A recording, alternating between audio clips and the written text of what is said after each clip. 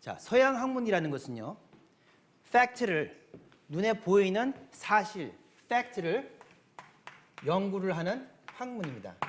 이 보이는 현실인 팩트를 연구를 해서 거기서 보이지 않는 원인을, cause, 그 원인을 유추를 해내고, 그렇게 해서 모여진 여러 가지 보이지 않는 원인들을 총체적으로 모아서 그것이 하나의 principle, 이론, 이치가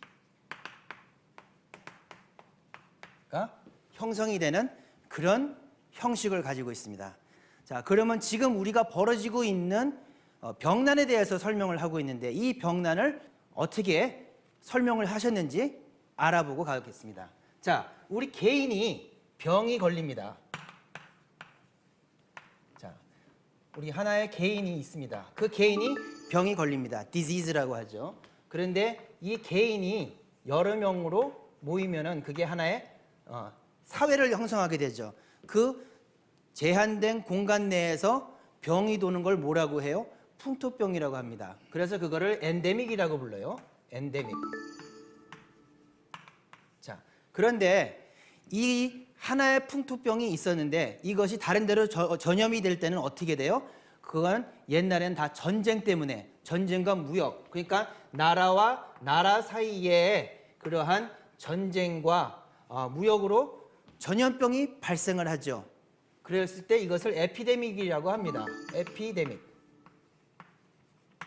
자, 그런데 이게 점점 더 규모가 커져서 지구촌 차원에서 전염병이 돌게 되면 이것을 뭐라고 합니까? 우리가 알고 있는 팬데믹이라고 합니다. 팬데믹.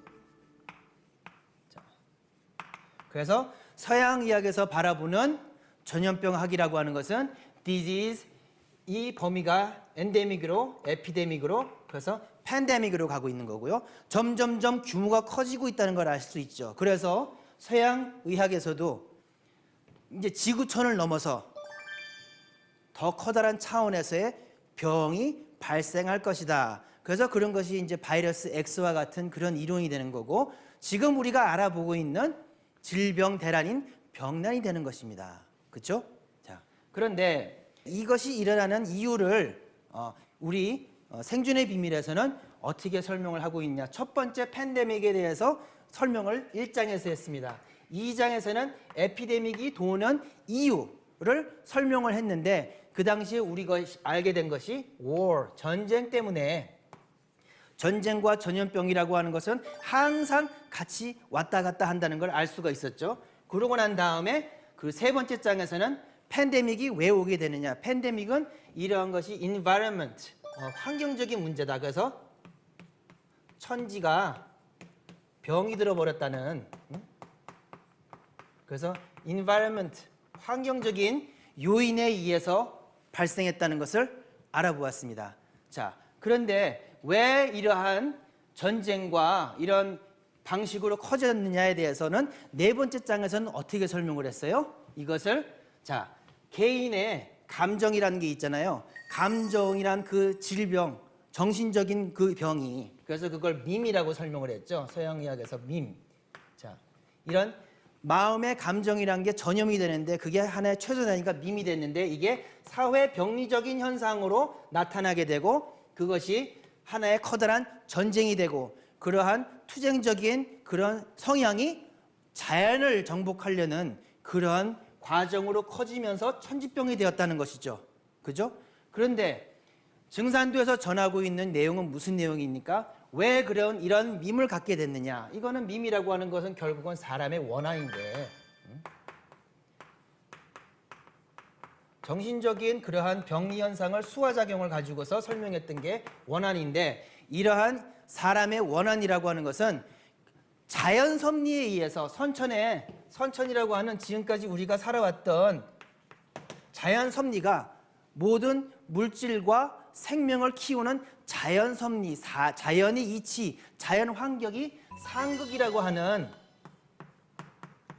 그러한 이치에 의해서, 이러한 환경에 의해서 상극이 전쟁을 유발하고, 전쟁은 사람에게 또 원한을 가져오고, 원한은 다시 사람한테 오고, 사회적인 병리 현상으로 계속의 악순환 사이클을 돌아가면서 전쟁이 발생을 하고 거기서 전염병이 발생을 하게 되며 그리고 이 규모가 점점점 커져서 이렇게 내려오기 시작을 한다는 거죠. 그래서 점점점 커다란 문제로 커져가고 있다. 그래서 지금까지 우리가 살아온 그 과정을 올드 스토리가 할 수 있겠죠. 이렇게 정리를 했습니다. 왜 우리는 이런 과정을 거칠 수밖에 없었냐? 앞으로 병난이 오는 건 왜 그러느냐? 이건 필연적인 과정이다라는 것을 설명을 해주셨습니다. 자, 오늘서부터는 뉴 스토리, 새로운 증산도에서 전하는 이 뉴 스토리는 누구의 뉴 스토리가 되겠습니까? 이 뉴 스토리는 올드 스토리, 뉴 스토리. 이것은 140여 년 전 이 땅에 인간으로 오신 증산 상지님께서 전하시는 뉴 스토리가 되는 것입니다. 자, 이 상지님의 뉴 스토리는 어디서 확인해 볼 수 있어요? 바로 증산도의 경전인 도전에서 확인해 볼 수 있습니다. 자, 이 도전은 생존의 비밀의 저자이신 안경전 증산도 종도사님께서 그동안에 상지님을 모셨던 그 실질적으로 직접 모셨던 그 어르신들 증언자들과 그 성도님들의 그 자제분들을 만나서 증언을 듣고 그 답사를 하며 30년의 시간을 거쳐서 그 하나의 경전으로 집대성된 것이 도전입니다. 그래서 우리가 도전이 있기 때문에 상지님이 계셨고 또 상지님의 이러한 말씀이 있으셨다는 것을 알 수 있죠. 하지만 문제는 이 도전을 일반 이런 서양적인 그런 학문을 공부했던 신세대들이 잘 이해를 할 수가 없다는 거예요. 그래서 그런 대중들과 소통하고 공감을 하고 상지님의 말씀을 잘 이해할 수 있게 만든 책이 그래서 이 생존의 비밀입니다. 그래서 생존의 비밀은 철저하게 독자와의 공감을 중심으로 만들어진 책이고 결국은 상지님께서 말씀하시는 이 생존 이 문제에 대해서 알아보게 되는 것입니다.